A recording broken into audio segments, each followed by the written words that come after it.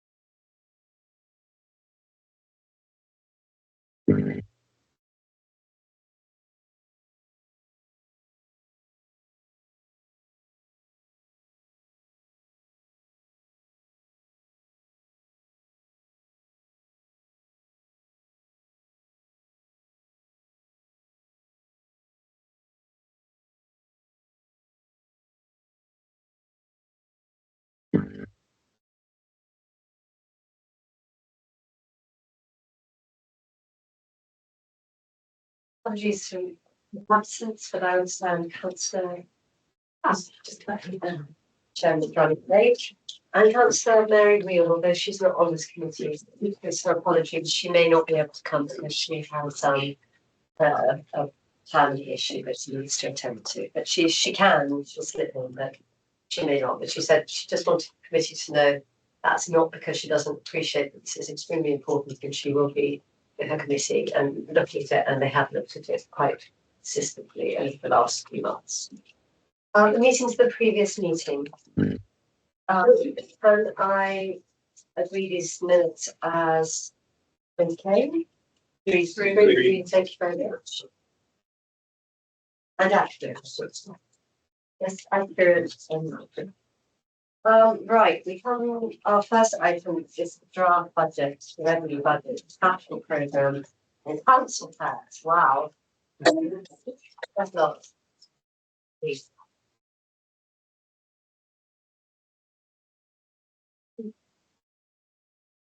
I just like to just say a few words, and then I'll hand over to John. And basically, really welcome this budget, because it really is in particularly tricky financial times. So really a huge thank you to Councillor Johnny Balasites, who has to bring forward in the leadership team of finance. I think this is really fantastic work. And thank you also to my Lisa and Liam for their extremely hard work. And many councils across the country are actually going bust at the moment, and they're asking government for exceptional financial support. And I was in meeting this morning with, seven in London, up from 2 last year. So I would just like to applaud our officers and our leadership team member, and to say, due to long-term, sensible and prudent financial management, it's not the case here in Kensington and Chelsea. And next year, we're going to be saving £16 million while we're protecting what the services that our residents want, for twice the collection, outstanding children's services, and amazing public spaces. So in these papers, you'll see we're asking for 2% tax rise on council tax and a further 2% on our social care levy. And I think I speak for all of us when I say raising taxes is very difficult. It's always difficult, but this is the smallest rise in London. And well-run councils really should be about keeping as much money in their residents' pockets as they can be. And in RBKC, we are doing just that. And we're targeting efficiencies. That's what I see throughout these papers. We're targeting efficiencies, not tax rises. We're encouraging, for example, the ending ending the use of hotels for temporary accommodation. That's a really good example of, a great efficiency. And the focus here tonight was also about improving the public realm. And tomorrow I know several, or most of you actually here, from the leadership team, will be at the reopening of Sloane Street, which was delivered, as we all know, in conjunction with Cadogan. And it really is fantastic. And over the next 3 years, we've got about another £500 million, £546 million, as it were, improving amazing spaces, building new homes, keeping the borough clean and welcoming. So I think that probably sums it up, except I'd just like to say one final thing, which is delivering on the Grenfell legacy will remain a crucial budget, part of this budget. And we see in this the continuing investment in our housing stock and a new package of Grenfell support over the next 4 years, taking us to 2028, and a set also of financial support for those who are struggling. So really, thank you, Johnny and the team. I think you've done a very good job in very difficult financial circumstances. Johnny, over to you now. Okay, well, thank you, Elizabeth. And I want to start by reiterating my thanks to the leadership team members, the scrutineers, and in particular the officers who have put together this budget. As Elizabeth has set out, it's a really challenging financial climate, probably more so than any other time since I've joined the leadership team. And the reasons for this do include things like the uncertainty about government funding. This year it's been about the social care grant. And in future years, there's still risk, particularly on the settlements, which has made it difficult to plan with confidence about the medium term. We also know that the rising cost of accommodation is a major pressure. And although the team is doing excellent work to manage this pressure with some of London's most effective prevention work, the costs are still much higher than even a few years ago. We also know that the rising cost of social care is a major challenge for councils like ours. So I'm happy that we've been able to balance the budget, and as Elizabeth says, proposing the smallest tax rise in London. This is in part thanks to some really good work in making this a more lean, efficient organisation. The £16 million of savings that we're talking about tonight include a lot of transformation. So we've looked really carefully at our operational estate and how to use that more effectively in a post-COVID working environment. Our different funding streams, whether that's capital funding and how we use cash balances to reduce the cost of borrowing. Things like enabling services, trying to modernise how we deliver some of our most popular services, and also being a bit more commercial about how we use council assets to reinvest in our services. There are lots of examples of that. We have the CRM coming in over the next year, which is a major project for the council. And that will help us deliver, as I say, some of our existing really popular services like our parking permits in new ways with digital permits, direct debits and subscription models. And we're also investing in greener, safer and fairer projects such as our ward blitzes, which we're now making permanent, which is a £750,000 investment, additional CCTV in the north of the borough to combat the rise in violent crime, and also a £5.2 million growth in the budget for temporary accommodation to manage that first pressure group. So I'm really pleased to recommend this budget to everybody.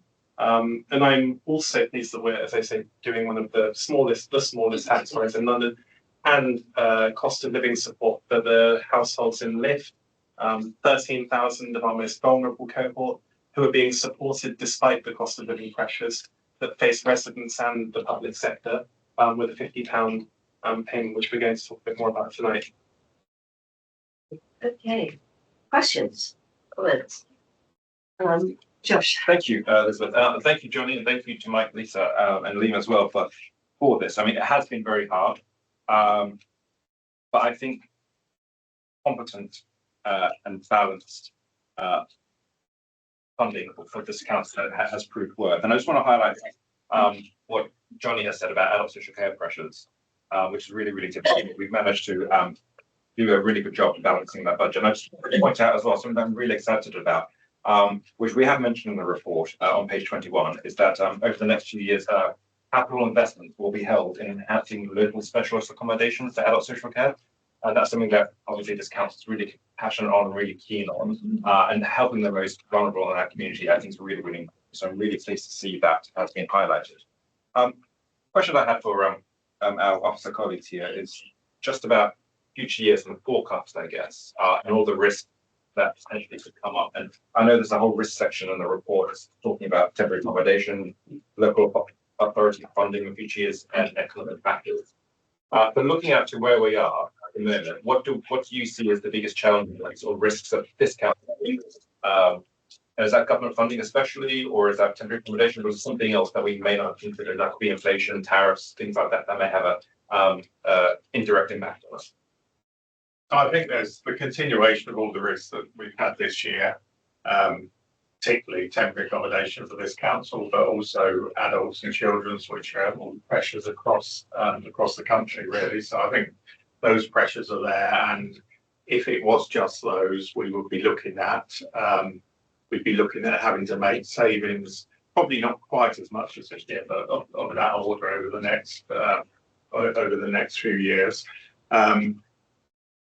The additional risk on top of that is that they are looking at and reviewing local government funding, and the way the consultation's written and the response went today does threaten particularly the funding of council with lower council tax, because it is written in such a way as to indicate that they're looking at sort of equalise the council tax across the country. That would mean that if that came in, that would lead to a loss of the revenue support grant that we have, and that would lead to a bigger gap. So I think that's an additional problem that we've got on top in future years. There's a lot of water obviously to go under a number of bridges before we get there, not least the consultation and how that goes, and the discussions happen about that. But otherwise, we will anyway face all the same pressures that we continue to face. Inflation, it's difficult to say. I think that's anybody's guess where it is now. I mean, inflation could rear its head again as another risk, but I don't think anybody really is certain about that. Thank you, Mike.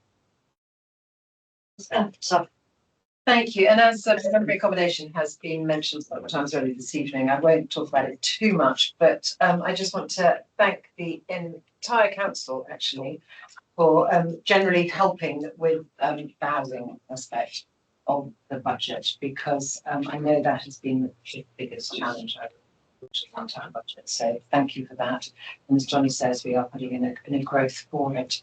But just a little bit of good news, as Elizabeth mentioned, we have really focused on getting our hotel numbers down for temporary accommodation. They were at 88 at the end of the year, we're now down to 50 in commercial hotels. So that is good, not just from a financial point of view, but also from a residents' point of view, and from being in a hotel.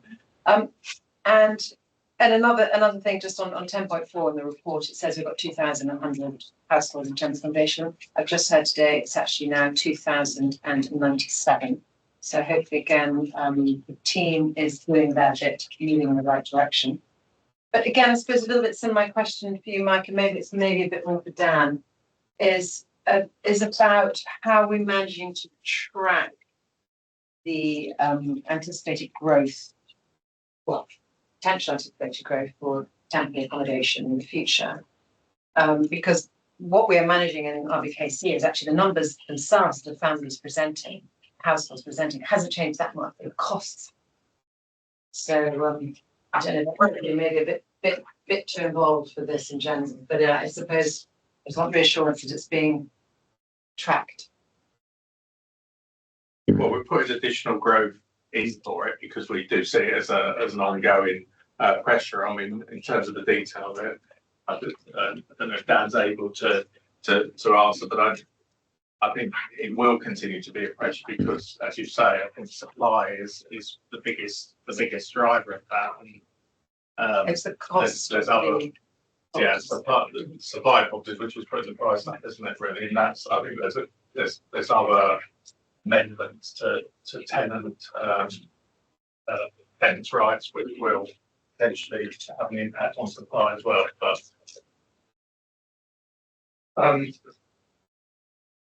so this topic's probably worth a meeting on its own. And we do have a model that we use to project both the numbers that we expect in terms of accommodation and the unit costs of those households.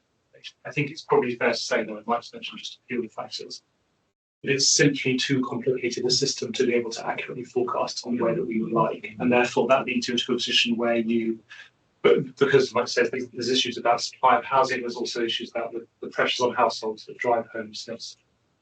The change in regulatory regime for private sector landlords, the other economic factors that are bearing down on landlords which might affect their decision to either use their property for something else or sell up altogether. So what that leads us to, I think, is a position where we have to accept that there's quite a large kind of range of possible outcomes, and therefore a range of possible kind of spend, a large possible range of costs, and for us to then kind of budget, I guess, conservatively on that basis, but accepting that it's very unlikely that we will land at the end of the year on the figure that we set at the start for all those reasons. Is that a fair way to put it? Yeah, I think so. And as you know, through the quarterly monitoring, we do keep a close eye on it. And in fact, we look at housing every month, every quarter. So we've got a lot of money going into the budget from start 26. Our budget assumptions growth in future years are less at the moment. Obviously, as we get through this year and we understand more of the positions, we'll revisit them and make sure that we'll keep revisiting them to make sure they're still alive and the amount we put in is actually the amount we think we might move. But it is, as Dan says, it really is just a moving piece. Thank you. Thank you, Elizabeth. Thank you for mentioning. As we all know, the Family and Children's Services is a very high performing service, as validated by the recent Ofsted review. I just want to say, I don't know if Sarah Newman couldn't come tonight. She had to get in the morning. She wasn't feeling well, so she had to go. So just to add her apologies. But I wanted to thank them for all the work that they've done on this very challenging time, obviously with all the huge pressures. But to point out that actually they're doing some really innovative things. We've just, all the youth grants that we've just announced, another £750,000 guaranteed for 5 years for our young people, the highest in the country, to support our young people and, help them learn more, keep out of trouble, integrate more. I think that's really fantastic that our borough and our Family and Children's Services are still funding that, because it's not a statutory need for us to do it, but we think it's a really important need because we believe that prevention, early help and all those things is the way to keep our service running. So, I'm delighted that we've been supported in doing that. Obviously, there are a lot of pressures on our service, which are all listed on page 24, particularly the placements for unfunded asylum seeking children alongside our care leaving children. Those placements are very expensive. We've got a huge rise in EHCP places, which have risen by 23% in the last year, which is an extraordinary number. I won't go into all the budget pressures, but they're all here. And so, although I think we're doing very well and we're being innovative, it's a shame that we've had to put in an additional budget of 1.5 million to cover those pressures, because that's slightly taken out our savings. But I think, so again, I've worked like SOP. I wanted to thank everyone else for supporting what we've had to do. I was going to, and one thing I was going to mention in the savings, just because I think it's quite interesting, people might not know, when it says digital, children's digital innovation, this is the piece that we're going to do using AI on EHCP reports, which is, again, another piece of innovation that we're going to do. We've got to look at more things that we can do like that to help us create more savings. And I was going to ask Sarah, but she's not here, for some reassurance about the increased caseloads on the youth offending services team, because obviously that is something that's very important and very important to everyone and all other councillors, that we are supporting children to prevent them getting into the criminal justice team, and that team does an incredibly good job at doing that. Jem, Thank you. Yeah, huge piece of work. One slight sort of wobble that we had towards the end was the Labour government deciding to raise national insurance contribution. What's the net cost for the council? So there's two elements to national insurance. There's the direct impact and there's the indirect impact. For the direct, they said they would fund, and they have given £4.9 million of funding, and that covers both the General Fund and the HRA. However, that is £535,000 short. And the impact of that broken down is mainly towards the HRA, 409,000 impact to the HRA, 126,000 impact to the General Fund. The indirect national insurance, so the element that relates to contracts that we didn't get any funding for, we estimate to be £2.4 million. Wow. We have built that into this budget, so it isn't giving us a budget gap, no, but it is money we could have spent on something else. Should I just compare what's a 1% council tax rate? Just around £1 million. £1 million, and they've cost us 3 million. So of the 4% that we're having to raise this evening, 3% of that, or 75% of the 4%, I suppose, but 3% of the 4% is directly due to the Labour government's raising of national insurance costs on us and every council around the country. I know you can't say politically, I'm saying there's more for the room. I would like to say correct. Yeah, but I suppose I always talk about reserves at these meetings. Perhaps it's time we put a sort of a Labour government reserve in to make sure that we are sort of braced for whatever they do next. But well done for making sure that we've only actually had to put council tax up by 1%. So you say we should be braced for what's coming. Well, we know what's coming. Mike was saying is this average council tax, which will penalise councils like us who have kept their taxes low and being very careful with people's money and drill down on costs. That's what's coming because the councils who have been prudent with their money are going to be targeted. Kim. Yes, so two questions, and just to add the thanks again for the effort that's gone into this. It's really brilliant. So two relating to this new word I've discovered, DDT, which I always thought was society, but anyway. So appreciating that we've now disaggregated from Westlands, and this is under our control, but also recognising that quite a lot of these savings, particularly from the CRM services, are an important factor in terms of the budget. We'll look at just want a sense of your confidence on delivering that. Well, it is a very, I mean, it's part of my department, obviously, it's a very challenging area of the budget, partly because it is sort of fairly new service and it is still weighted in to some extent, but I think we are getting better at it and getting better control of it. So, yes, I think we can deliver the figures that are included in the budget, both in terms of savings and the substantive budget that's included here. I mean, this is really a free run, as it were, for the council votes. But is there anything else anyone wants to help now? Can I just ask Johnny, within the recommendations in paragraph 2.2 says, note the findings of the budget consultation with residents, local businesses, the voluntary sector, select committees, overview and scrutiny committee, are set out in appendix 6 and 7. And actually, when I look at the, there's a report of the overview and scrutiny committee budget working group, and it looks like we're asked to acknowledge the recommendations contained with it. I've provided a detailed response. I just want to make sure that you have, before we accept the recommendation, you have actually looked at all these things, all these consultations, all this sort of reaching out, engagement with the voluntary sector and everyone else. Everyone's been involved, we've got the things back, and ditto with the OSC and their fabulous working group. Yeah, I mean, we've consulted widely and I've looked at the consultation responses. I think with the budget working group, we had a conversation at OSC last week. Obviously, happy to note all of the recommendations and provide a response. I think I want to do a bit more work on how we'll respond to them, but happy to note and to give a detailed response. Fantastic. Is there anything else? Anyone wants to bring up? Anything I might have missed? So you'll see that we are asked to agree the recommendations in paragraph 2, which are many, 15, no, 17. And then if you turn over the page, we as a leadership team are asked to recommend to council a further 9.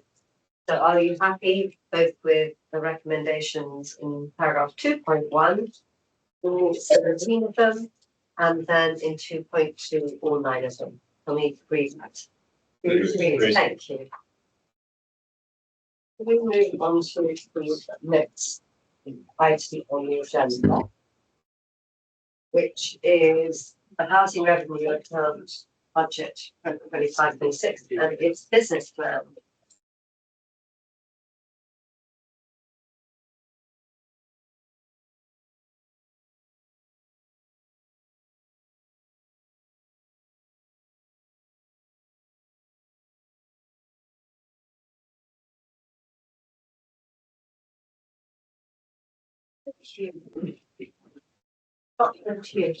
Thank you.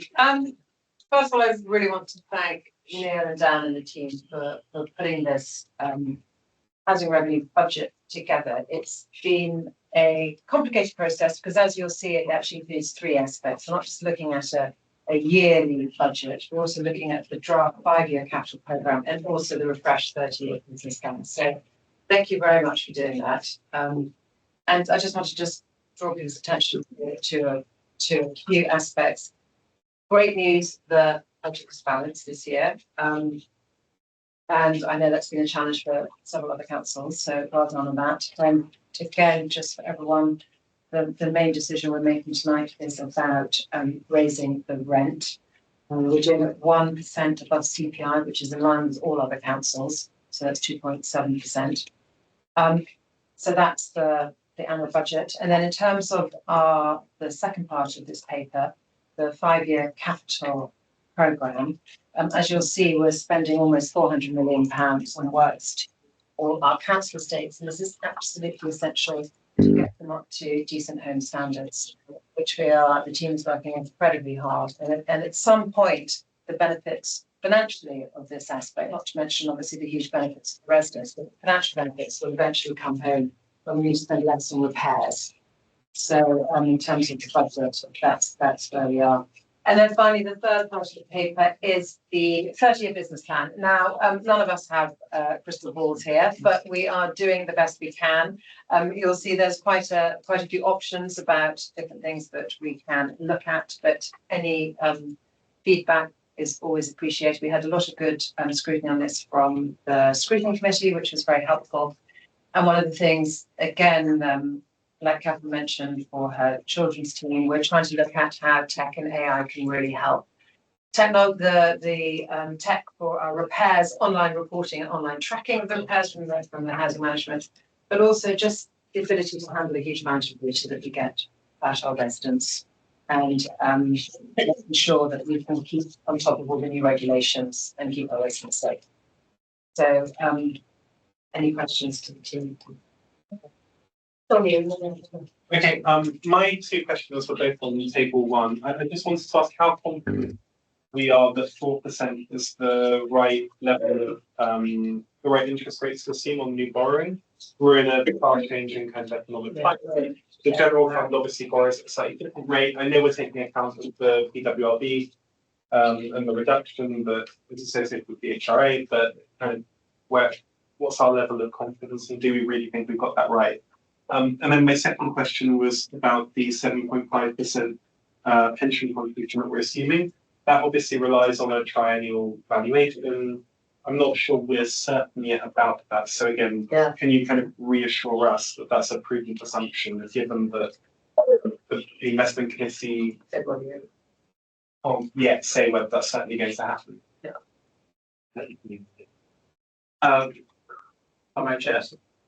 On the interest rates, we are assuming that the HRA discount will carry on. That's up for government decision in a year's time, so that may or may not happen. And as we're looking forward over 30 years, we are envisaging that the rates will come down a bit. A little bit crystal ball gazing. It may be partly optimistic based on the most recent set of economic data, but you can look at it and read it. This means interest rates coming down, or it means interest rates going up. If Doug were here, and with apologies, he's on leave, he would probably reflect back to Treasury advice he was given by external advisors a few years ago, saying interest rates are going to stay low forever. Don't worry about it. So it's, I hate to say it's only with hindsight that we'll know for sure, but we think it's a balanced view. And like I say, this time next year, you'll really come back and ask me how close we were to that prediction, which is absolutely fine. On the pension fund, as Mike's come to the table, I'll Perhaps you'd like to. defer to Mike, I think. Yeah, I think 7.5% is the most likely outcome of the triennial review. We'll wait and see what happens. It could be we may be able to persuade the actuary to go a bit lower, but I think that's a prudent rate to use at the moment. And the pension fund, as we discussed previously, is very well funded. I can see that actually for quite a long period of time. I mean, obviously, it does depend partly on returns on the investments, and nobody really knows what will happen in the far distant future. But I could see a rate of 7.5 or lower for quite a considerable amount of time. And this assumption presumably reflects the same assumption in the general fund forward planning as well. Is that Yeah. So I think it's a reasonable assumption. I mean, as Neil said, these are all assumptions. They're assumptions on interest rates as well. But I think they're the best assumptions that we can come up with, and we do get advice, as Neil said, from external Treasury advisors on the interest rates. Good. Catherine, and then Tim, and then you, sir. Thank you. We all recognise how important it is for people to have decent homes. But I wonder if you could explain what is the criteria? How do you judge what is a decent home? So the decent home standard is set centrally by government, it relates to, and in fact the government is building up to it's consulted informally, and we're expecting a formal consultation soon on a kind of reappraisal of what that might mean. And for example, if there might be changes to do with carbon performance at homes, which has historically not been central to it. It's also now baked into the so-called consumer standards, which are the basis of the inspection that we're going to have later this year. So it's we have no discretion about defining what we mean by decent home, and it's set by reference to this national regulatory thing. Thank you. Can I just have a follow-up to that? So as you know what the definition is, we have a bit more information about your plans to meet the decent homes target, to bring everything up, and what's your timeline?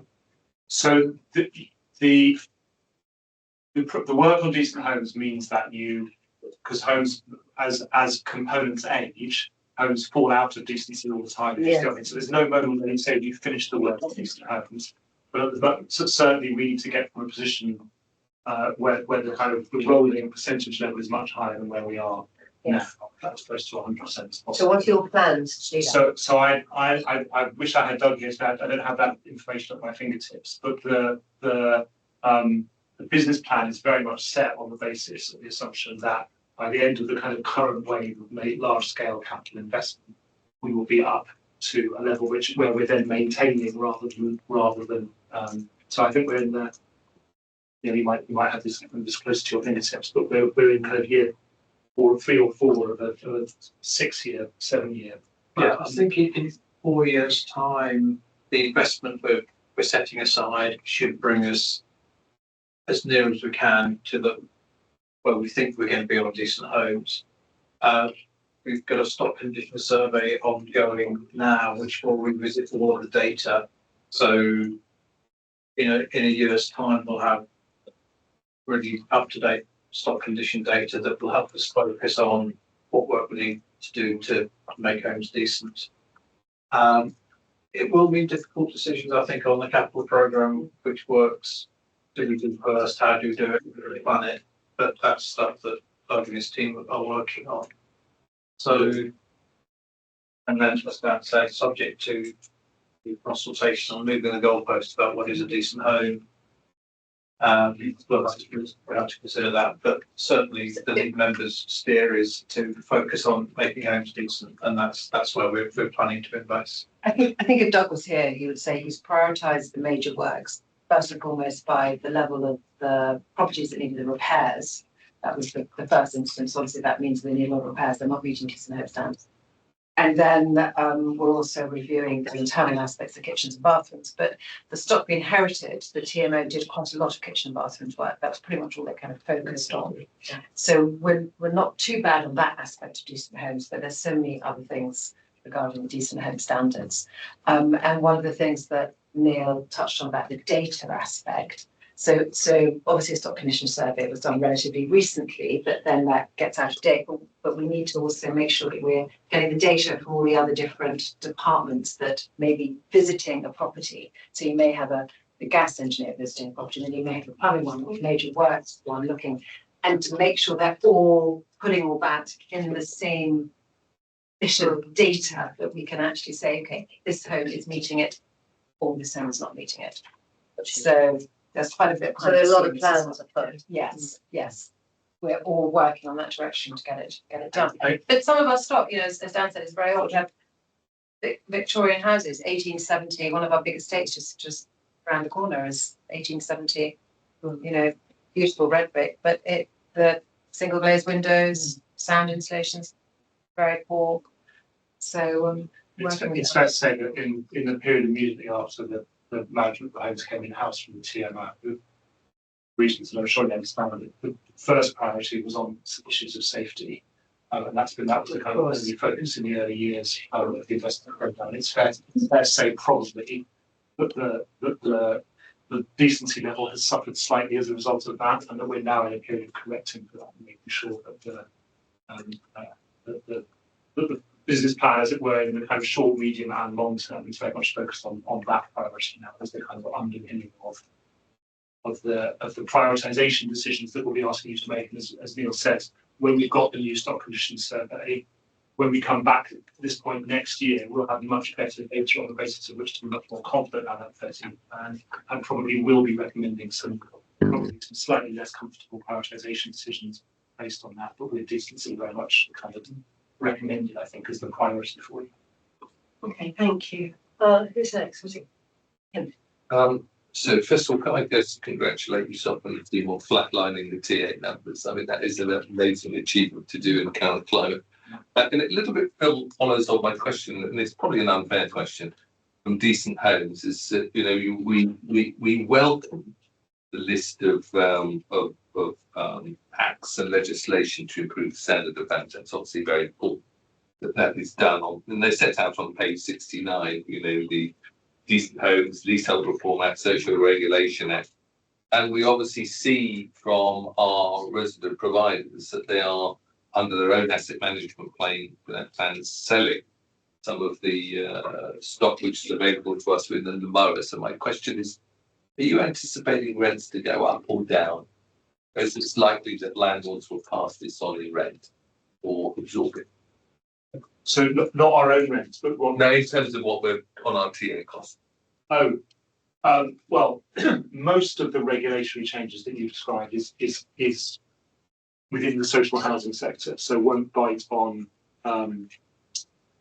private landlords, although we do know there's also regulation happening in that sector, which will.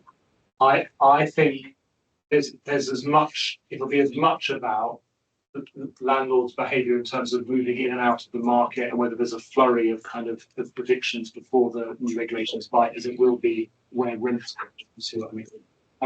It's also what we're also seeing in the TA market at the moment, as the pressure on that market continues to grow, is that landlords withdraw a home from availability for an assured short-hold tenancy, but will offer it to us on a nightly let basis, which is effectively a huge spiking of the rent because the market can sustain it from there. At the moment, all of our modelling is has got some assumptions baked in about that phenomenon, because that's not a prediction, that's a fact about how the market is at the moment, if you see what I mean. I feel much less confident about being able to predict what this web of factors will. That's the answer I gave to the question in the previous item. What this web of factors will mean for future landlord behaviour, either in terms of rents or their movement in and out of the market.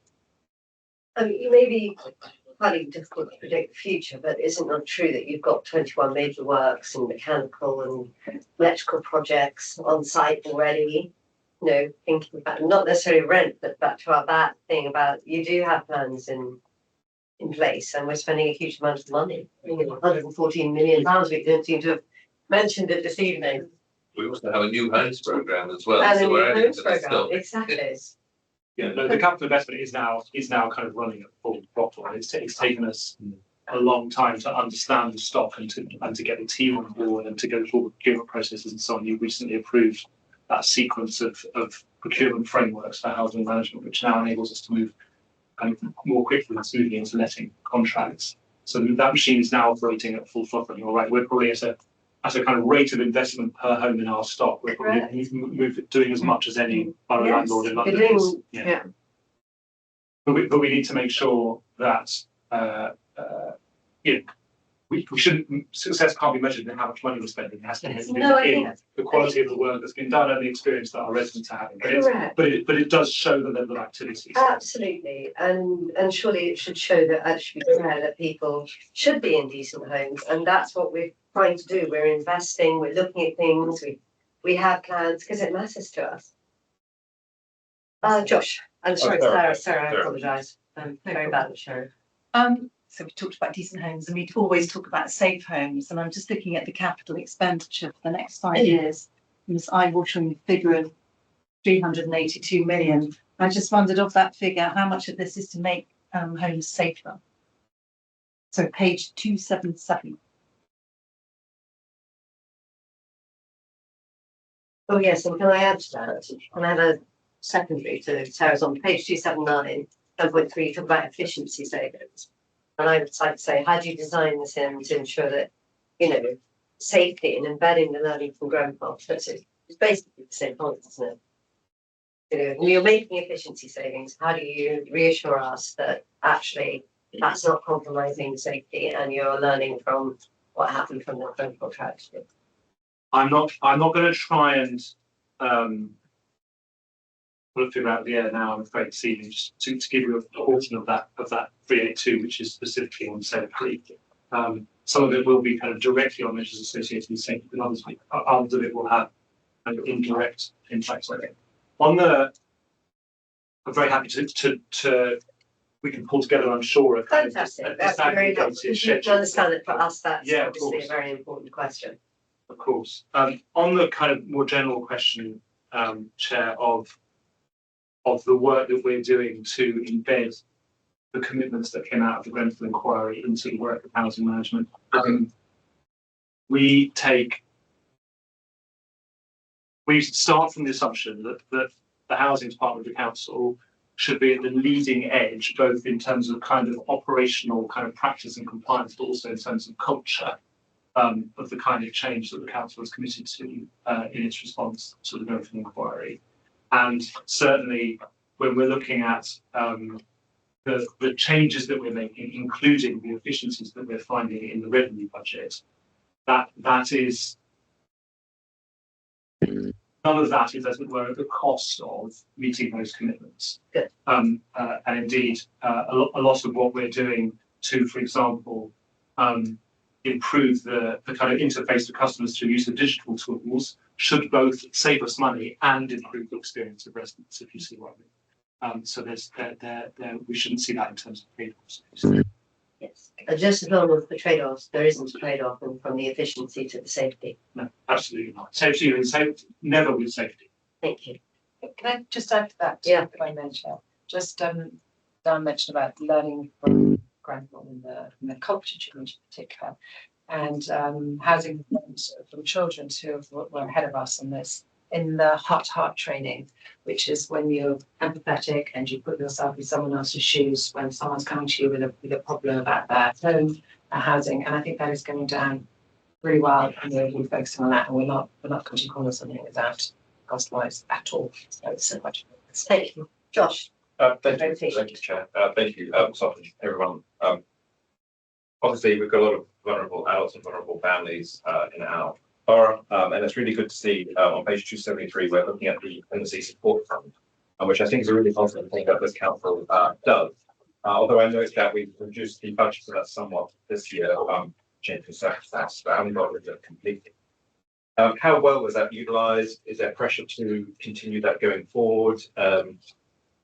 How are people being notified of that particular? I know we do mention that in the report, but how is it running in your opinion, and how do you think to continue this process? Yeah, so it was initially set up in response to the very steep inflationary rises that we saw in the last few months. And so one of the reasons it's kind of, if you like, winding down is because that position is stabilising, which is both, which means among other things, it helps us in stabilising our budget, but also means it's having less of a stark impact on our residents. But the fact that we're keeping it going at all is a reflection of the fact that the take up has been decent and has been welcomed by residents. And I think there's something, as well as the material support it offers, there's something about the message it sends, as it were, that we recognise that there are some residents who need some help, but also there's something I think really powerful in the way that it illustrates that for us as for the residents, keeping someone in their tenancy is the best outcome, if you see what I mean. And so there's something about the kind of that as an underpinning ethos, both for this work, but a huge amount of everything else we do on financial support, employment support, and so on.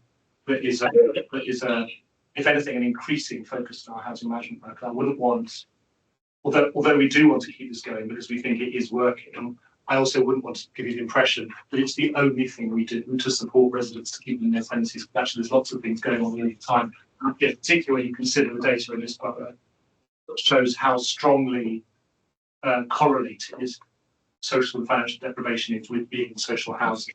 It means that as a landlord, we have a particular responsibility, but also a particular opportunity to engage directly with our tenants and support them in this country. Thank you. So Do you mind if I just add to that a little bit? Yes, sorry, Just specifically said, I mean, oddly, the information about the tenant support fund is in the HRA paper, but also it comes in the next paper about the housing. so we'll pick it up support there. fund. We'll pick it So up we there can as pick well. up some more information about that there, but the team works really, really well. Can I just sort of point, but on the origin of this, actually, it was when we had the big utility costs spike for electrics. Yeah. Because obviously people's electricity and utilities aren't covered by universal credit. So we had a lot of pressure for people who were being seriously impacted as well. And it's a great to have that thing in. So And you will see now 2.2 is a reduction in the average communal cut. It's not big deal. Because at the same time you are putting up rents. You have to accept that. Yeah. That's not easy for people. Okay, are there any other questions on this? No, anyone else? Okay, could we please accept the recommendations in paragraph 2? And I understand that this paper is going to be included within the budget papers for full council, but the leadership team has to make the decision on the rent increase tonight. Okay, so this isn't a recommendation, council. You're making that decision this evening so that people can have, they can have enough time to realise what's coming and make plans accordingly. Yes. Yes, I agree. So we please agree with the recommendations. Paragraph. Agreed. Thank you.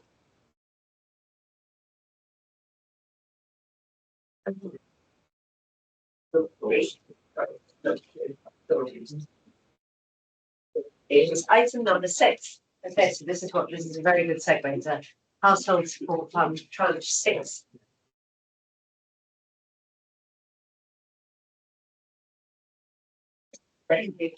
So thank you, Elizabeth. I'm really happy that we're bringing this item, and as it sets out, the government has allocated just over 1.1 million pounds in this, the 6th tranche of the household support fund. Briefly, I just want to set it in context. This is really welcome, but the council already does a lot to support people with the rising cost of living.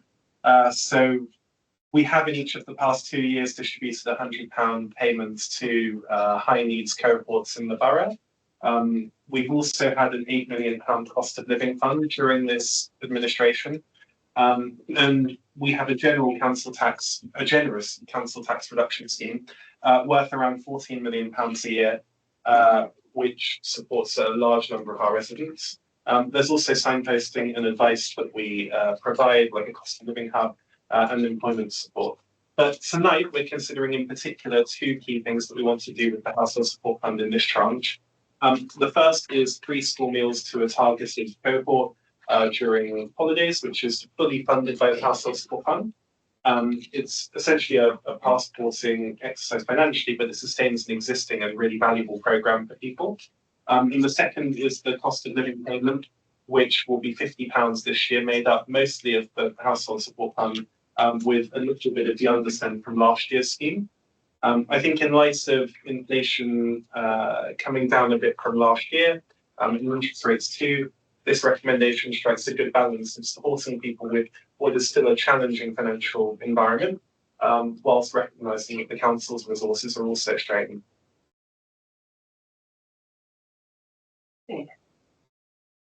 Sarah, and then Kim. Thank you, Joe and Johnny. I really welcome this, but I just wondered, we had many more schemes before. How did you alight on these 2 particular schemes?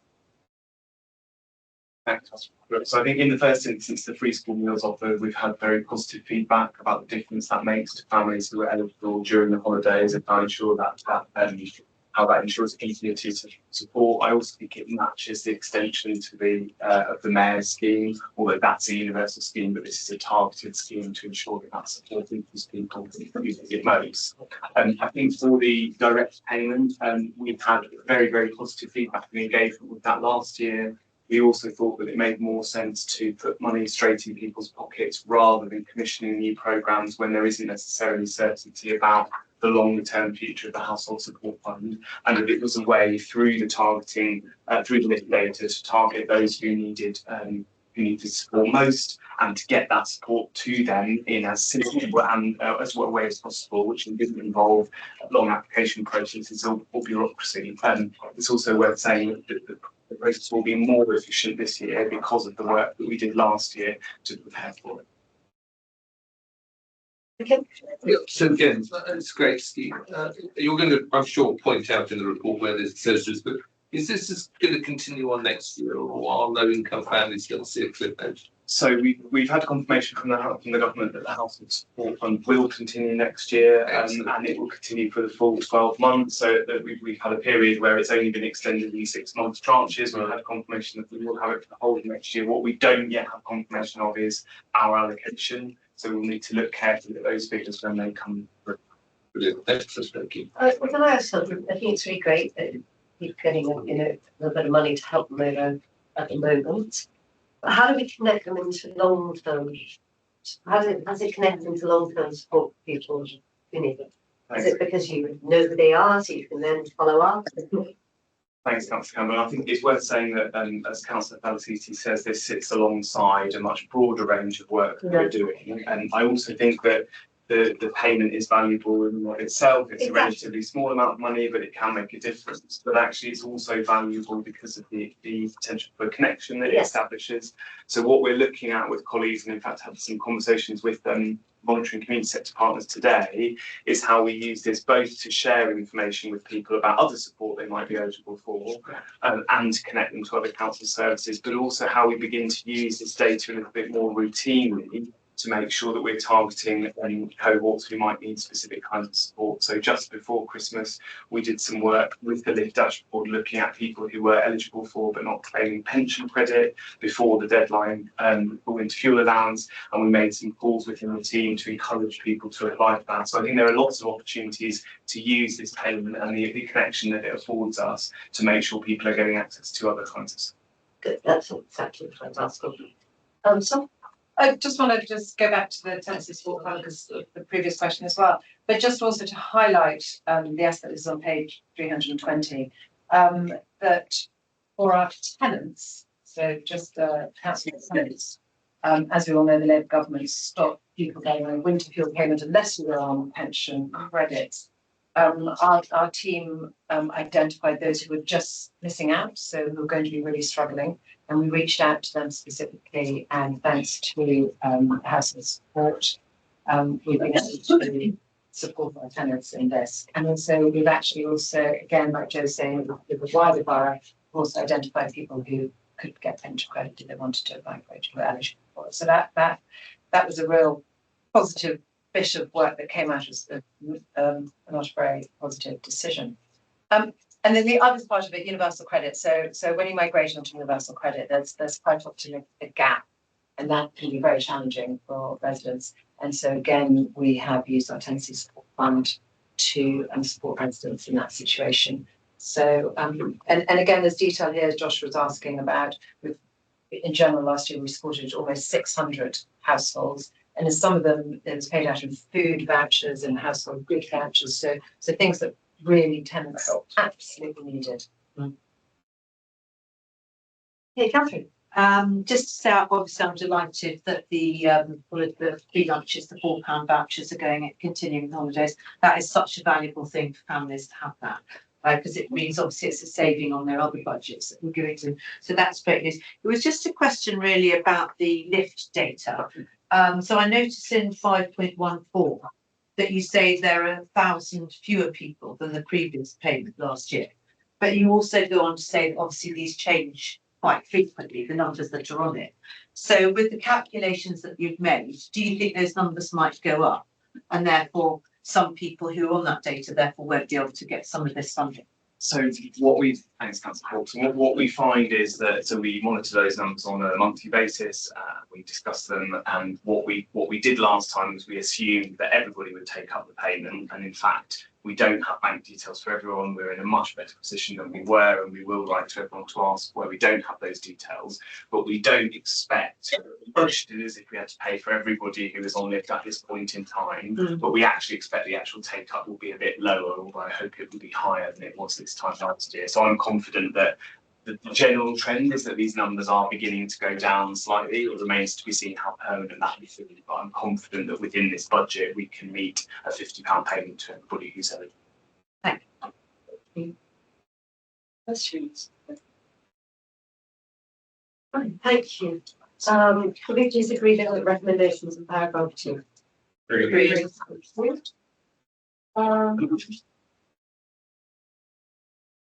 Annual Treasury Management Strategy Statement. We are asked to recommend council. Thank you, Elizabeth. I think this paper is one that we bring every year, and it's based in large part on the external advice that we receive. It's obviously because in previous years we've had large under and overspends arising from it, so it's really important that our forecasting of treasury income is accurate. But I think probably we should go to questions and just interrogate what we're seeing in the paper to make sure we're doing the right things. I'm not going to interrogate about essentially this year. I more of a broad question. I was wondering whether you've given any consideration to the crypto space, seeing that we're hearing talk from the US that they'll be looking at sort of a sovereign reserve of Bitcoin or otherwise, whether even if it's discussed and dismissed, whether you have that conversation. I haven't given any consideration to it. I don't think it's allowed, but No, that would fall within the government rules in terms of regulations surrounding treasury management in local authorities, and crypto would definitely not be on the interest of this. Not the answer I expected, but it's good to check. Crypto is not regulated. No. and we do like the. I mean, everybody knows it goes up and down. Yeah. More than anything that we've ever had. Your strategy on this is really sort of prudent, it's a big piece. Yeah, I mean, we expanded the lenders over the placement of our investments over the years. So it used to be much more prudent, and it used to only be invested with the Treasury in terms of our investments. So we do now place with other others that are talked about here, including banks and other local authorities. So we have expanded it, but they're still very prudent. but slightly. We do get better rates than we used to get. Excellent. That seems to be all the balance, right? Just out of interest, there is one pension fund manager, not one that RBKC invests with. It's called Ruffer. And they invested in crypto maybe four years ago. They went up to $20,000 per coin and left at $50,000. But that's the only local authority example I've been interested in. Anything else on this? I mean, we've all read the paper. There were loads of questions last year, so obviously you've done something right this year. But there was absolutely no questions at all. I think we've exhausted by our from last year before Mike. Right, well, thank you, Mike. I think you obviously fantastic paper. There are no questions. So can I ask the leadership team approve the recommendations in paragraph 2? Thank you very much. And the final item this evening is the interim council asset strategy.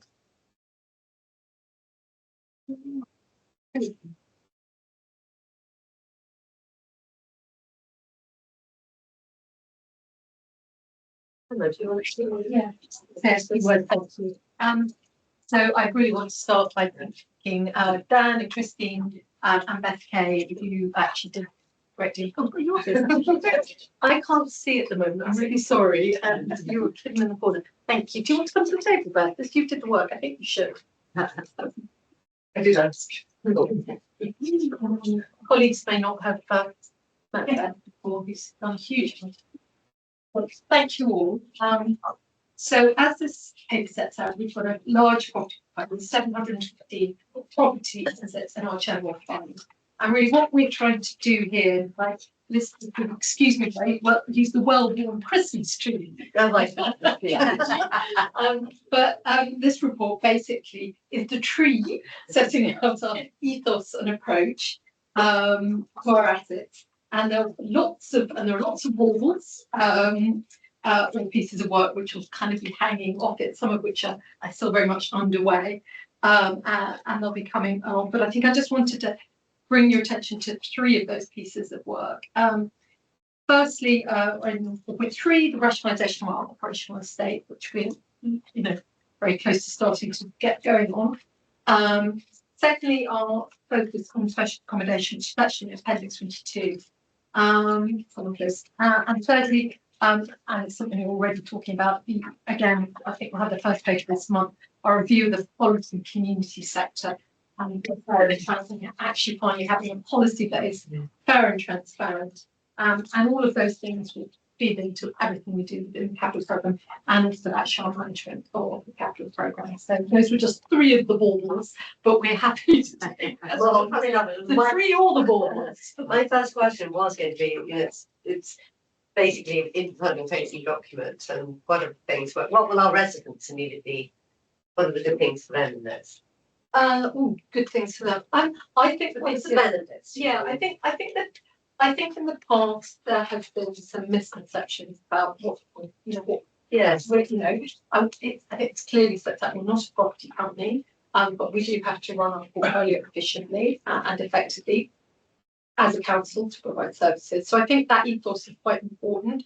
Part of the culture change piece perhaps as well, that we're actually setting out our stalls. Yes. And within that, I think there's just lots of, I think it'll be a useful document. It's not very exciting, but to go back to remind people why we're doing things. Yes. It's that. So that's the backstory. Yeah, the background. This is why we're doing it. This is our approach to ethos. And I think it's just useful to have that when you sometimes have to do harder things to just be able to set out, what the approach is. And we will perhaps at times have to dispose out baskets and people may ask why. And again, please give us that. So. I think it's also really important to reflect on the way that this, unless you have one of these, you are not able to enable the things which absolutely are your frontline priorities, like more support for vulnerable adults or running the effective bin collection services. All of those rely on really good, well-planned, forward-looking asset management plans, if you see what I mean. So even if, as it were, the arrangement of the buildings doesn't in itself benefit residents, we're only doing it in order to be able to more effectively and efficiently provide and pay for the services which residents do. it does also, if you don't mind me adding, it just guides our investment. So if we take the adult care specialist accommodation, I think it helps us, it guides the decisions that you're making around Kingsbridge, for example, or Prince Deirdre's House, your recent acquisitions, that they make sense. And then it guides the investment in those for the future. So I think it'll help support decisions that you're making. Yes, I can see actually in page 403 all sorts of things like specialist accommodation, helping people in adult social care, specialist accommodation needs, and children's community, the library transformation review. So there are all sorts of things, as I'm pointing out, which will make things much better for our residents. So thank you for that, Kim. So how does this fit in with our savings and transformation? It's quite a simple question. Well, it's not a simple question because I know it's a lot. It's almost hopefully it fits in, and just picking up on what Emma said, part of the asset strategy is to be efficient with our accommodation, for example. So if we save money on accommodation, that saves us saving money on services to people. Yes. So it's one of the work streams on savings and transformation is around the operational estate. We are reviewing in quite a bit of detail, and it links to this strategy document. We're reviewing where we can make savings on property that are more straightforward. They're not kind of hard decisions, as in taking a service away from people and residents. And so that's how I think it will soon. Johnny and then Cash. Okay, thank you first of all to officers and to Emma. I know a lot of work's gone into it, and you're doing an amazing job working through what is a huge in-tray in housing and social investment. I thought this was a very helpful paper, and it feels like a really good stock take. I suppose my question is, how will you, informed by this, kind of prioritise the works that you're going to now take forward? Can you talk a bit more about that? And it's really worth just building on what Christine just said. It's not a coincidence that we brought this on the same night as the budget papers. It's all part of a suite of work, because what this does is, as Christine said, is forms the underpinning of, among other things, the capital investment program, which is being included as part of the budget, and therefore they'll, as we continue to refine this over the coming year, because as it said, this is a stepping stone towards a kind of fuller thing which we hope to be improving in years' time. But as we move through the coming months, we will be able to make capital investment decisions that are based on the asset strategy, and we'll be able to refine a more detailed strategy based on the emerging work that we're doing to examine the stock, for example, to a value property. And so it kind of we will get to a more detailed version, but it's never finished. So there's a bit of a fourth grid painting element to it, because you are constantly refining your investment plans and your asset management plans, not least on the changing needs of our residents and the changing needs of the council. But we need to this is the first step towards achieving a baseline from which to then carry on.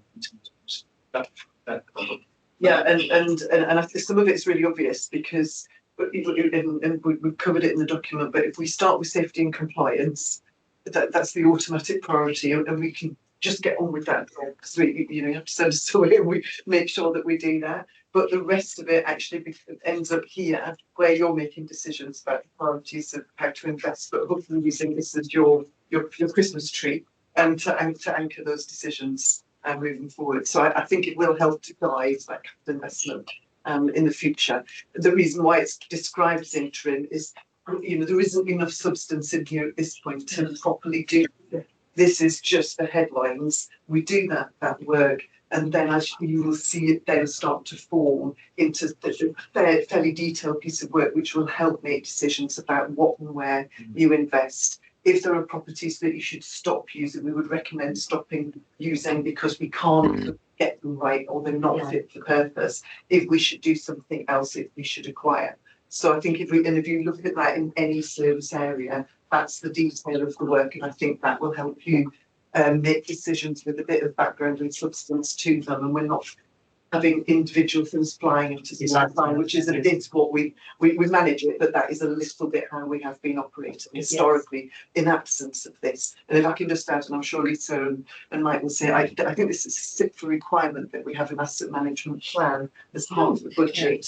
setting, and we haven't had one. I think it's just been a sort of thing in the ad hoc. a bit in the background, whereas what we getting it here now, it then sets the marker down, and then we're able to move forward and bring that substance back next year. So we'll call it a plan next year because it'll look more like a plan.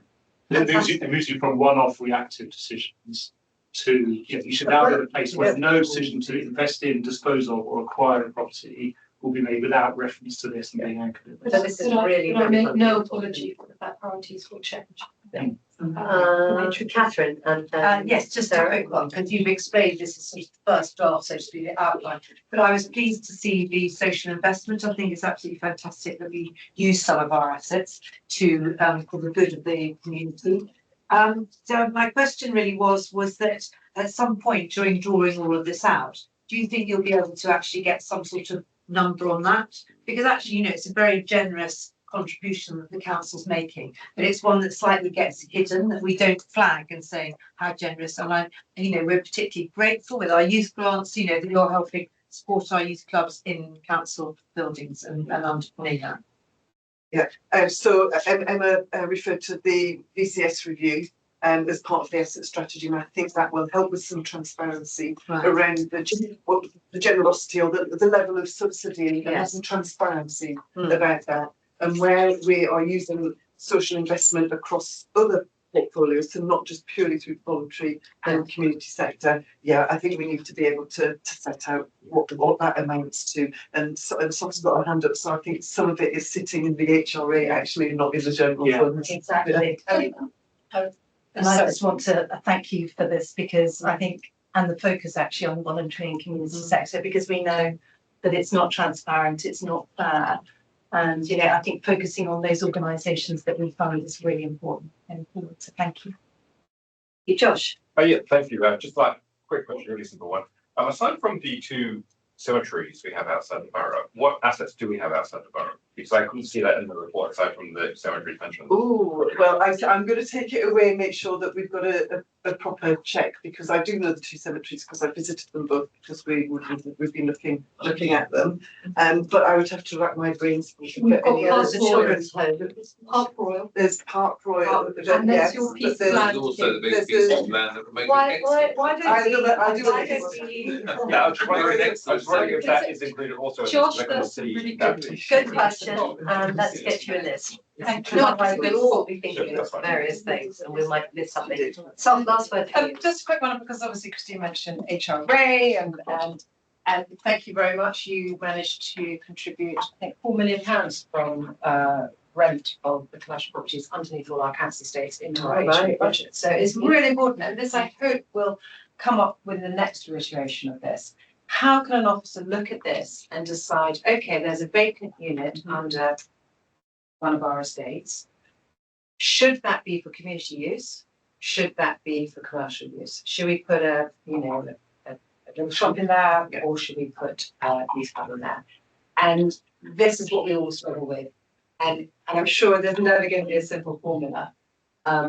But it'd be great to know that the different performances and the different criteria that you will eventually look at. So it doesn't just become an officer's interpretation or an officer's whim or someone who knows someone, or all of those complicated situations. So it's such a good question and way of looking at it. So it is what we need to do. I don't think we're quite there. I think VCS review. Yes, step one, the VCS review is coming, and then we'll wrap it into that. The commercial portfolio, though, the whole point of the commercial portfolio, we don't hold it for the fun of it. Some of it is historic. It's actually supporting the main revenue budget or the HRA in order to allow the council to do the other things. And so we run it as commercially as we can, and we're doing a review of it as part of this, just to make sure that we operate it as commercially as possible. But some of it, and that's often in the HRA, is at reduced rent levels, and so then there's a balance, isn't there, to be done? And I don't think we've got an immediate, we automatically do this with this and this with this. So I think we need to kind of find a way of doing. But it sounds like Only there is a reference that there being kind of location element to it. So places of higher need, you would focus your voluntary community sector organisation. So that kind of place-based approach as well. So I just want to come back back to my point on transformation, I mean, I've got a really interesting number in here on page 392, because we have 190 corporate offices in this fund. That's an awful lot of offices. Corporate property, not all officers. Well, it So I says think that it does read portfolio. like that, that's why I asked the question earlier, yes, so let me, Oh, 392, yeah. So it's that figure there, and it's an estate that So they're includes properties, they're corporate not. office buildings, comma, civic ceremonial Oh, yes. spaces, maintained spaces. So include the I'm registrar, afraid to say it's one long There's a lot. sentence, so we'll promise. Okay, thank you. Sorry, Okay. we'll rephrase next time. I'm just going to come back on Soph's question. I think there will always be an element of subjectivity about these things because our properties are there to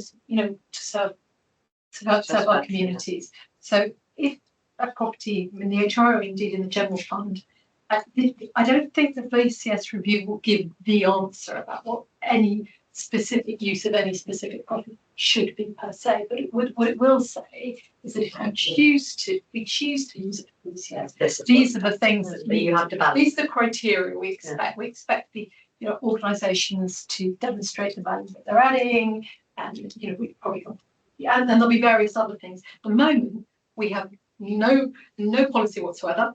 Each organisation is some pay rent, some don't. It's completely arbitrary. But the actual decision about whether we will use a property commercially or for a VCS, I don't think that will. I think there will always be will be for here, and that will always be a level of subjectivity, and some of it, So I don't think we should ever want to tie ourselves into having a rule about that.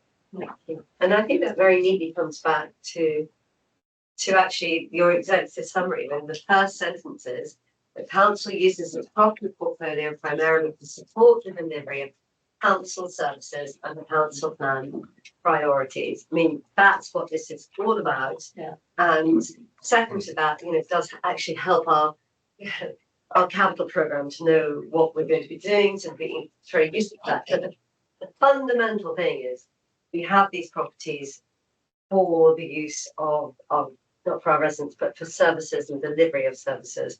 As you said, we're not a private landlord, but we are a local authority. And what I'm very pleased to see is the council asset strategy setting out our priorities, projects, and the programmes for use of the council properties. So thank you very much. So on that basis, are there any questions? And otherwise, can we approve the interim council asset strategy as opposed to the report? If I say we really look forward to next year to the next iteration. Agreed. Is that the other business? Are there any papers I've forgotten or no? Thank you very much. Thank you. Meeting is closed.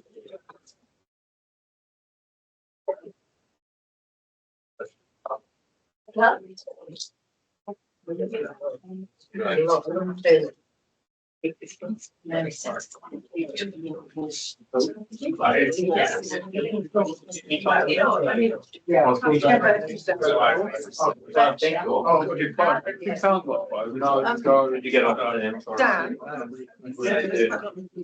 Another one.